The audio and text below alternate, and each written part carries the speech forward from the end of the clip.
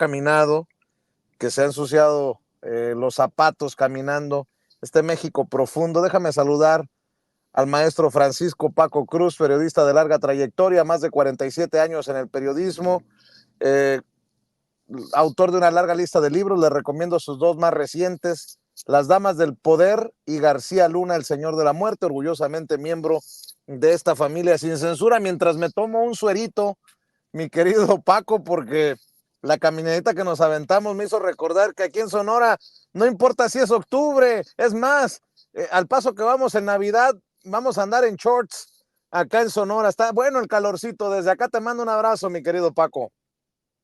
Vicente, Toño, un abrazote para los dos, y sí, tienes tu razón, de pronto hay que recordar que allí hace un poquitito de calor, pero mira, es bien importante. Yo en 1982, 81, 82, vivía en Chicago, en Lakeview vivía, y es bien curioso porque me tocó ver a Fernando Valenzuela en el estadio de los Cachorros, que estaban a 2 cuadras de mi casa. Así que de pronto me iba cuando llegaba Fernando Valenzuela, que después despierta, recuerdas, la Fernandomanía.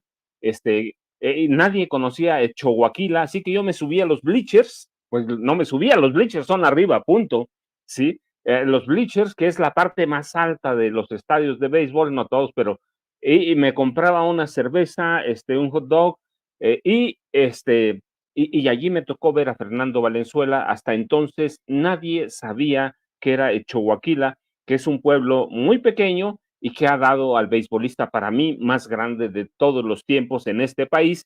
Y hay muchos mitos, yo recuerdo alrededor de Fernando Valenzuela, decían que su hermano Rafael, no sé si vive o está muerto, era mucho mejor pelotero que Fernando, pero la realidad es que Fernando Valenzuela es un fenómeno cultural, fue un fenómeno cultural, y en la población latina de Estados Unidos, que a mí me tocó esa época, pues era un fenómeno, y el tipo llegó a hacer grandes cambios, la forma de ver no solo a los mexicanos, sino a los latinos en general.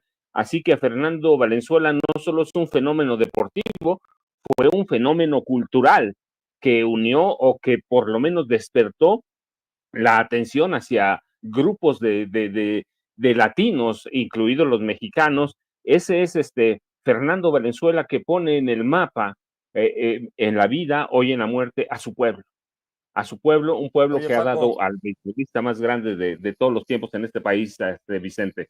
y seguramente te acuerdas que muy a la Cristiano Ronaldo, a la Messi de nuestros días, había muchachas, había jóvenes que se tiraban al campo para abrazarlo. Recuerdo un par de ocasiones en que se suspendía el partido porque brincaban seguridad y se metían a abrazarlo. Es más, voy a decir algo que espero no se malinterprete.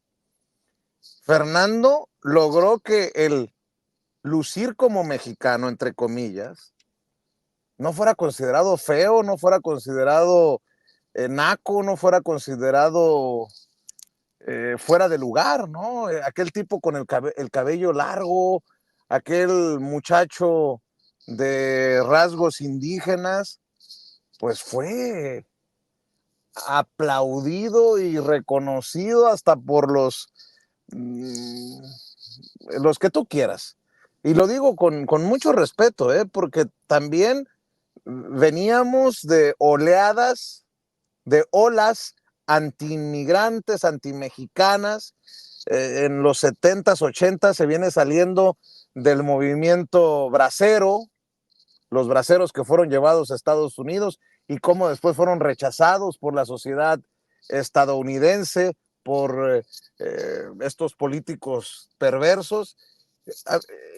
A mí me apasiona esto porque creo que le conozco un poquito. Y Fernando Valenzuela empezó a tumbar estereotipos del mexicano que existían en la cabecita de muchos en la sociedad estadounidense. A menos que tú recuerdes otra cosa, me emociona porque podemos hablar en estos términos, porque tú estabas en Chicago, Paco. Sí, fíjate, es bien curioso, Vicente, porque además el Toro Valenzuela. Yo recuerdo mucho, por ejemplo, en Chicago, prácticamente todos los mexicanos que yo conocí, todos llegaban de la Ciudad de México, todos, aunque llegaran de Puebla, de Oaxaca, todos eran chilangos.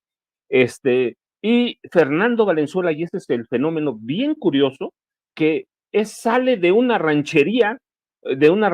Choaquila sigue siendo un pueblo pequeño, pero en esa época era una ranchería y es un mexicano que rompe todos los estereotipos, que no sale, no llega a los Estados Unidos, procedente de la capital. Así que Fernando Valenzuela rompe todo eso, y ya hay un fenómeno bien curioso. Tú tienes razón, todavía hablábamos en la escuela, yo estudiaba historia, todavía hablábamos de los espalda mojadas, fíjate, de los estereotipos que representaban los mexicanos y de la necesidad de huir cuando te acercabas a un mexicano.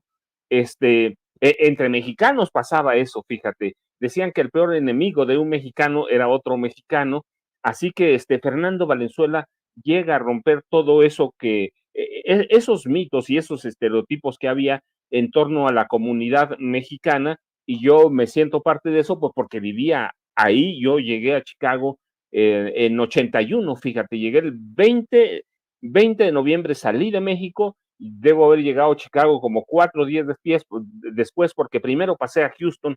Yo quería quedarme a vivir en Houston porque, pues seguramente por lo que había oído, ¿sí? Pero Houston no me gustó, todavía no me gusta, así que tomé camión porque viajé en autobús, llegué como 3 días después en autobús a Chicago, pero había ese mito todavía, todos éramos espalda mojadas, todos éramos indocumentados, no había personas sobresalientes, aunque siempre ha habido, pero sí había sus mitos, y era el producto de los espalda mojadas. Así que a mí me tocó todo, parte de ese fenómeno, y te digo, y me tocó ver bien a Valenzuela. ¿Por qué? Pues porque fui parte de eso y porque vivía en una ciudad en la que había cualquier cantidad de mexicanos. Oye, Y Fernando rompe todo eso, Vicente. otra de las cosas que creo que cambió Fernando es que ya no era estigmatizado usar el traductor. Cuando lo entrevistaban en la televisión en inglés, como él no hablaba inglés en ese momento, llegando a Estados Unidos, pues le ponían traductor simultáneo, una persona que estuviera traduciéndole y dando su versión en inglés. No sé si fue uno de los primeros casos o el primer caso de esto para la televisión estadounidense, Paco. De un momento a otro el hablar español no era, no era mal visto en Estados Unidos. Mira nada más. No, no, Vicente, mira, hoy te subes a un autobús o vas a hacer tu GED, lo puedes hacer en español. Antes no había eso. En realidad, Fernando llegó a romper esos moldes que generan, perdón, esos moldes que generan estereotipos y te dan orgullo de pertenencia a un lugar, ¿sí? Es el orgullo de, aunque los mexicanos, debo decirlo, porque conocí parte de las comunidades allá y conozco algunas, siempre han sido muy orgullosos, eso hay que decirlo. El mexicano va a ser mexicano toda la vida, lo ha sido, lo va a ser y seguramente lo va a hacer en el futuro. Como decía Chabela Vargas, ¿no? Los mexicanos nacen a donde se les da la chingada gana y viven también ahí. este, y a mí me tocó parte de eso, pero sí, sí, Fernando Valenzuela llegó a romper ese miedo que había a ser mexicano en muchos aspectos, sobre todo en el deportivo, que es llevar la bandera más alto, porque hasta antes de él, recuerdas, teníamos a muchos boxeadores, cualquier cantidad de boxeadores mexicanos que eran ídolos en Estados Unidos. Entonces, Fernando sale de otra cosa, llega a otro deporte y se convierte prácticamente en un rey del béisbol, y y eso lo hace mucho, que lo acerca a los estadounidenses, un ícono de la perseverancia, ¿no? De que así son los gringos, y él rompe todas esas barreras y se convierte hasta hoy, para mí, te digo, es el beisbolista que rompe prácticamente todos los estereotipos, los mitos, y después de ahí puede pasar cualquier cosa y tenemos cualquier cantidad de ídolos, porque antes teníamos solo en el boxeo, Vicente. solo para cerrar, ahorita que me acuerdo una anécdota, en mi restaurante favorito de Chicago, que por cierto es italiano, pero es propiedad de un mexicano de Oaxaca, le mando un saludo al buen Armando, La Escarola se llama, pues resultó que por coincidencia era el restaurante favorito de Tom La Sorda, y me tocó saludar a Tom La Sorda, el que fuera el manager de los Dodgers, y el que le dio la pelota a Fernando Valenzuela en aquella serie mundial de 1981. Y me acuerdo que la primera ocasión que Armando me lo presentó por ahí, nos tomamos fotos y toda la cosa, y le comentaba que yo era de Navojoa, y me dijo, de allá era Fernando Valenzuela, y estuvimos platicando un tiempo. También Tom La Sorda, que en paz descanse, de las anécdotas que llevo por ahí en mi costal. Mi querido Paco, si me permites meter segunda a este camión llamado Sin Censura, se puede acercar muy pronto el golpe, pues el golpe contundente contra Norma Piña y contra aquellos que buscan tumbar, pues no sé cómo, de la Constitución, la reforma al Poder Judicial. Mi querido Paco, golpe duro desde el interior del Poder Judicial para Norma Piña. Sí, Vicente, mira, dejando al lado que Fernando Valenzuela se merece eso y mucho más por haber roto moldes en esa época y dejarnos un legado grandísimo. La verdad es que lo que se ha convertido en una chunga, ¿qué es eso? Yo lo dijimos ayer, es una chunga. ¿Cuántos amparos? Parece que los están maquilando, ¿no? Y llegas con un juez y dice, aquí tengo 50,000. Bueno, pues vamos a tirar 50,000 amparos. No, mira, ya tiene necesariamente, y yo de pronto yo digo, ya debían despedir a todos los 55,000 empleados, y debían iniciar una serie de procedimientos para enjuiciar políticamente hablando o juicios de procedencia a ministros y algunos magistrados.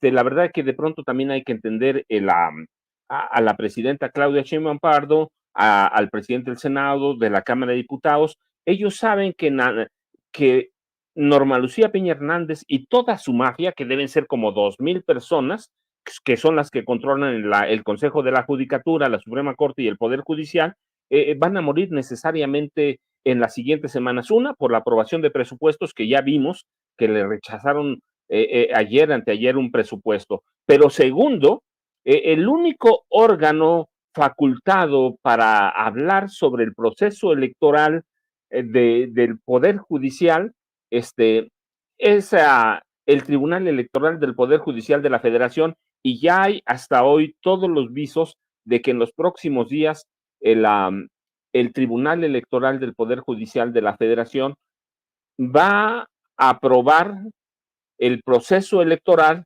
valga la redundancia y la cacofonía, para elegir a jueces, magistrados y a los 9 ministros que van a conformar la nueva Suprema Corte de Justicia de la Nación. Hasta hoy, los empleados, sus líderes, sus voceros, algunos magistrados, algunos de los 8 ministros, se han incluso burlado de la presidenta, se han burlado de todo el proceso, pero la verdad es que la democratización les va a llegar, Vicente. ¿Por qué? Porque hay toda la evidencia de que el Tribunal Electoral va a aprobar la elección de jueces, magistrados y ministros, y ahí no hay para dónde moverse. Y segundo, en noviembre próximo, y estamos a 23 de octubre, en noviembre próximo se tiene que presentar el presupuesto de egresos e ingresos de la Federación, y allí va incluido el Poder Judicial de la Federación y los diputados que son los únicos que pueden decidir qué gasta y qué ingresa cada uno de los poderes, pues seguramente van a tomar medidas para eliminar todos aquellos privilegios de los magistrados, de los ministros, de los jueces, y eso va a frenar necesariamente a Norma Lucía Piña Hernández, a su mafia de los 8, o es la mafia de los 8, ella incluida. ¿Por qué?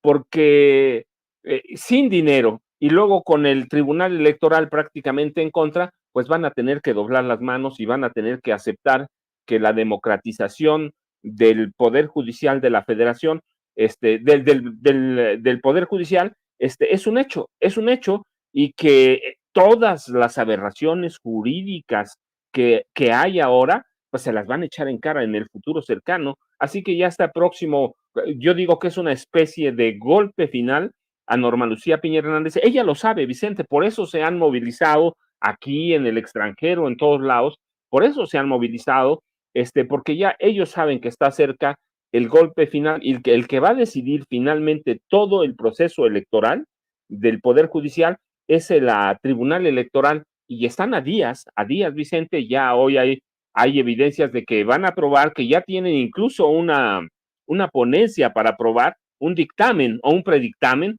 y que la semana que entra seguramente va a ser definitorio y decisivo para acabar con todo este desgarriate que traen en el Poder Judicial. Y yo te decía, todas las aberraciones, ¿no? Es una locura, todos los días admiten acciones de inconstitucionalidad, no sé, es un desgarriate ya, y más allá de que pongan en peligro o quieran e intenten crear una crisis constitucional, la realidad es que sí, de pronto ves que la presidenta del país, la Claudia Sheinbaum Pardo, como los presidentes de la Cámara de Diputados y del Senado, ya saben hacia dónde van, y están esperando el dictamen del Tribunal Electoral para dar visto bueno al proceso electoral 2025, y ahí se va a acabar todo el desgarriate, Vicente.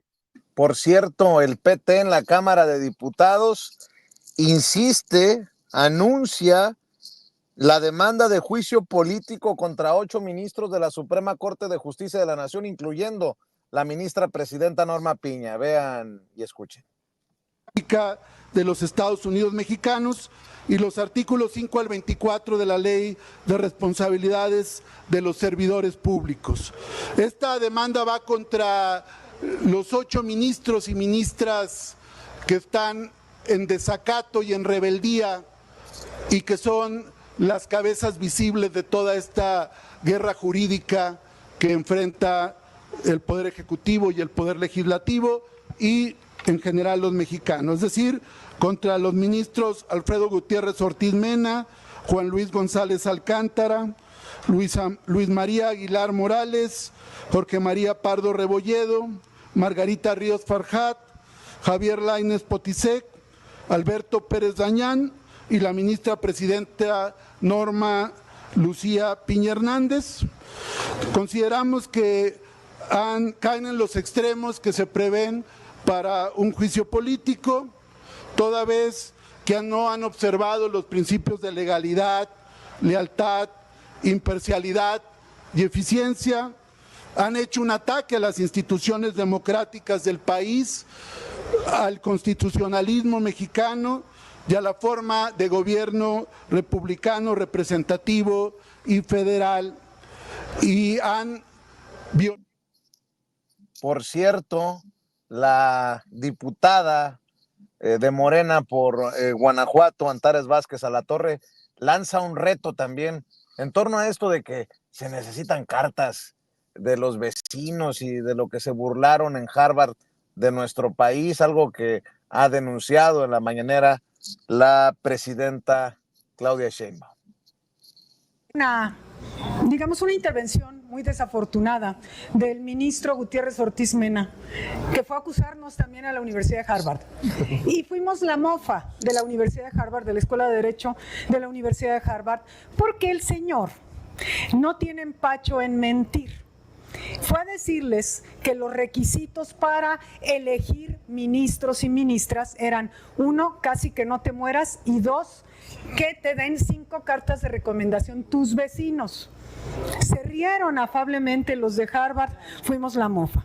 Yo quiero, a través de ustedes, lanzar un reto al ministro Gutiérrez Ortiz Mena, que me diga en qué parte de la Constitución está eso, que esos son los requisitos. ¿En qué parte de la ley establecimos nosotros que esos son los requisitos? Y si no, que le exigimos a este grupo parlamentario una disculpa en el mismo foro en donde se fue a burlar de su país, porque no vamos a permitir que México sea la mofa de estas gentes que no tienen vela en el entierro, están acostumbrados a que nos van a acusar con el rey de España, que nos van a acusar a Harvard, a que nos van a acusar a todas partes en el extranjero, porque ellos acá no tienen resonancia. Entonces, como buenos opositores que están actuando los ministros y ministras, pues entonces que demuestren sus dichos. Entonces, una vez que lo demuestre, pues estaremos en condiciones de exigirle ese desagravio para nuestro país. Gracias. Por eso también Gerardo Fernández Noroña, el presidente de la mesa directiva del Senado de la República, cerró filas con la presidenta Claudia Sheinbaum. Nuestro respaldo a nuestra compañera presidenta Claudia Sheinbaum Pardo. La oposición critica mi posición, pero mi posición es institucional. Yo estoy defendiendo las decisiones que tomó la Cámara de Senadores por mayoría calificada y más ni siquiera por mayoría simple, que son reformas constitucionales que se han convertido en ley vigente en el país.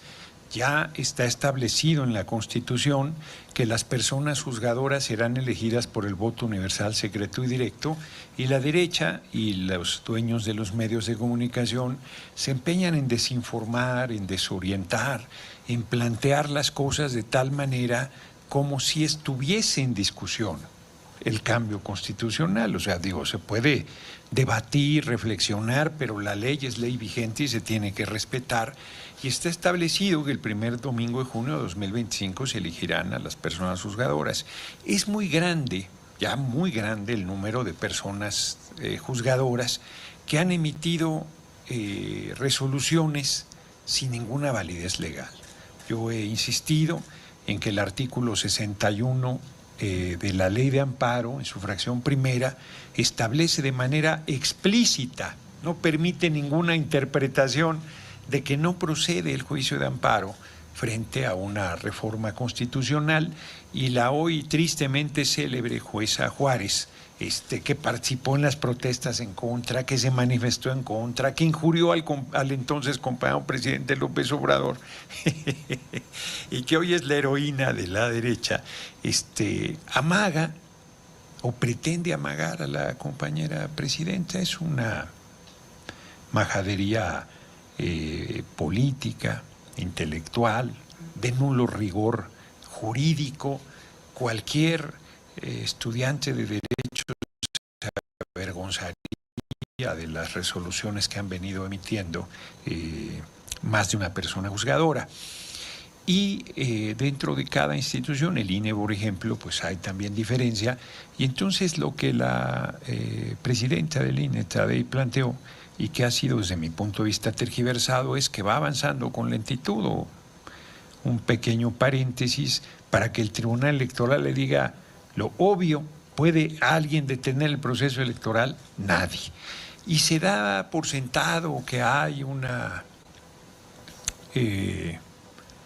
como si estuviera en riesgo la realización de la elección de las personas juzgadoras, como si estuviera en la posibilidad de que esto se detuviera, y no será así. El primer domingo de julio se van a elegir los dichos también de Gerardo Fernández Noroña. Mi querido Paco, ahí te dejé tres elementos sobre la mesa.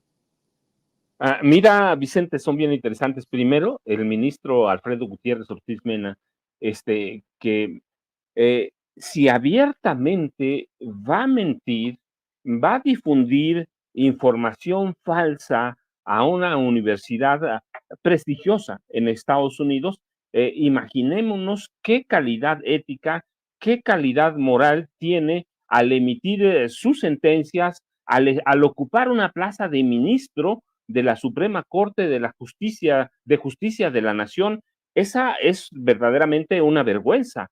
Y por eso es un elemento más de todos los que hay de que esta Constitución, porque ya no es reforma, o la llamada reforma de la Constitución, que ya es una ley, es una necesidad, no ahora, sino desde hace mucho. Tenemos a ministros mafiosos, manipuladores y mentirosos. Y las declaraciones, señalamientos de Gutiérrez Ortiz Mena, pues nos dan una idea de la calidad moral que tiene esa mafia de los 8, que es llamada así, con toda justicia del mundo. Y lo otro, mira, yo te decía, la verdad es que al margen de los dichos de los ministros, estamos a punto de ver de que la Suprema Corte de Justicia de la Nación discuta si la Constitución es constitucional. Esa es una aberración, es una barbaridad, y todo eso nos debe dar elementos para decirnos a dónde estábamos, en qué país estábamos, qué debemos hacer y decir, yo te decía, solo tenemos que esperar una decisión, la del Tribunal Electoral del Poder Judicial de la Federación, y el dictamen prácticamente ya lo tienen. No sé si va a salir esta semana, pero es probable que salga esta semana, y si no, los 2 primeros días de la siguiente, pero el proceso está en camino. Y lo otro, pues mira, la verdad es que no hay, no hay solo desacatos y barbaridades, hay absurdos, hay absurdos.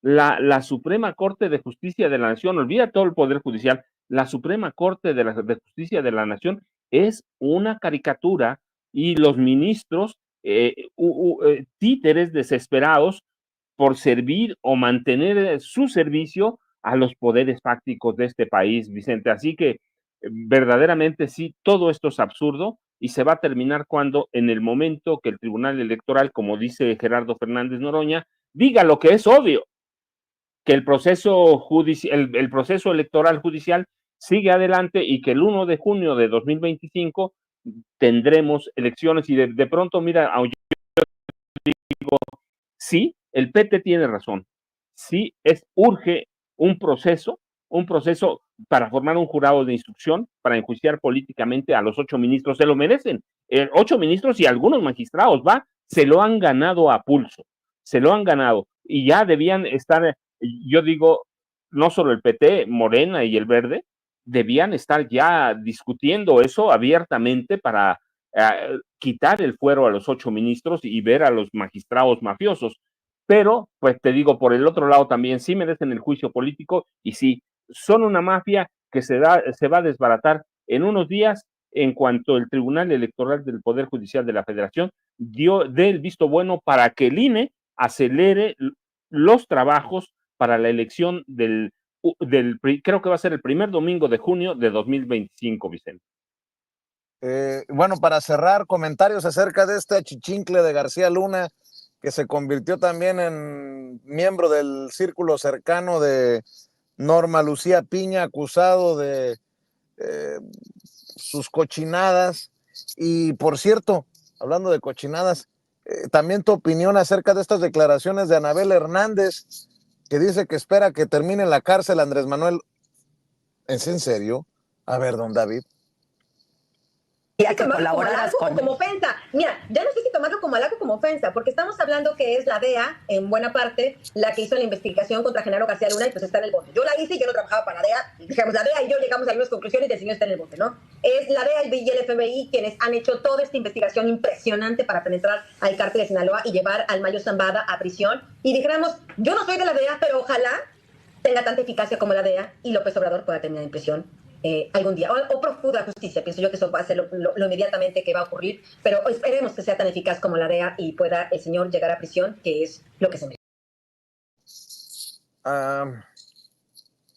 Híjole, no sé si tú tengas datos que podrían llevar a pensar que el expresidente López Obrador, Paco, debería terminar en prisión, porque oigo tanta convicción, tanta seguridad en estas declaraciones, que una de dos, andamos muy perdidos, no sé, tú y yo, no sé. Pero bueno, ahí te dejo para tu opinión estos dos últimos casos, Paco.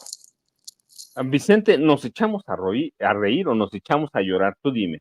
¿Nos echamos a reír o llorar? La verdad es que perdió el piso hace mucho. Ay, discúlpeme, estos días mi gatita ha estado aquí muy cerca de mí, así que una disculpa, es Lima. Pues saben, estoy en mi casa. O nos echamos a reír o nos echamos a llorar.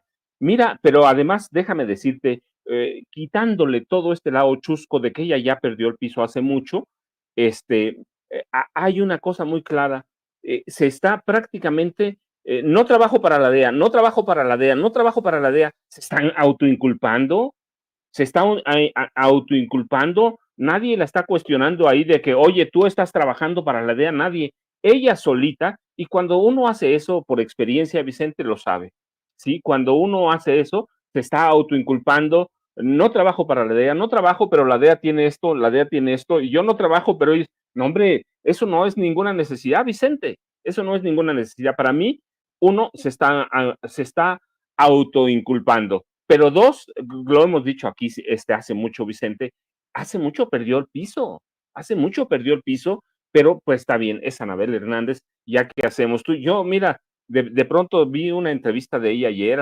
anteayer, en la que culpaba prácticamente a Morena de aquella escena en Nueva York, cuando le gritan lo que le gritaron y que bien merecidamente lo tiene, ¿sí? Y ella culpa a Morena. Yo recordé aquella vez de este año, creo que fue, cuando iba a presentar su libro y no fue nadie, Vicente, nadie. Y yo te decía, ¿va a vender libros? Sí, muchos libros, va a vender muchos libros, incluso va a ser un bestseller. ¿Por qué? Pues porque la derecha tiene ahí a millones de personas que consumen ese tipo de literatura, que es un poco morboso y es la necesidad de golpear al presidente Andrés Manuel López Obrador, hoy el expresidente.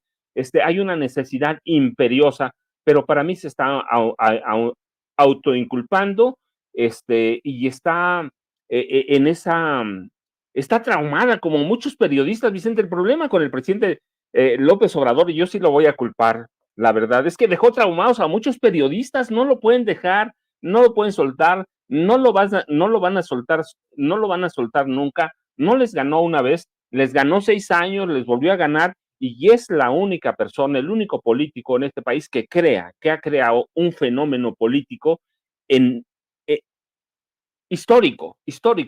Le ganó a todo mundo, le ganó a todas las mafias, a la mafia de Salinas, a la mafia de Calderón, a la mafia del PAN, a la mafia de Peña, le ganó a todos y creó un movimiento desde abajo que se llama Morena. Podemos criticarle muchas cosas, lo que sea, pero ningún político en este país había hecho eso. El PRI fue un partido que se creó desde la presidencia de la República. El jefe máximo de la revolución lo creó desde arriba hacia abajo para servir al poder.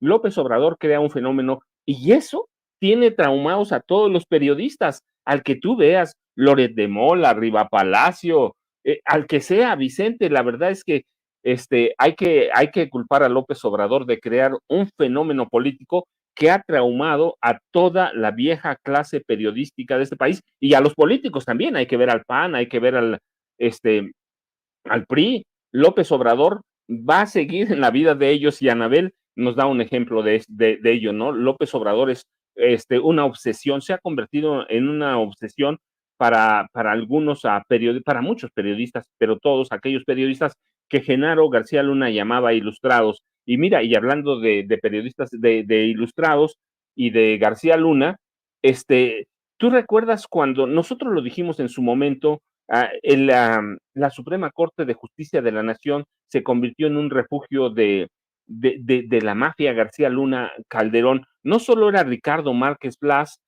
que hoy está en el reclusorio Oriente, era Sonia Vargas Terrero, directora de coordinación de administración del Consejo de la Judicatura Federal, que trabajó en recursos, fue directora de recursos materiales y servicios generales e infraestructura en la Policía Federal, y que ayudó a García Luna a desviar más de $200 millones.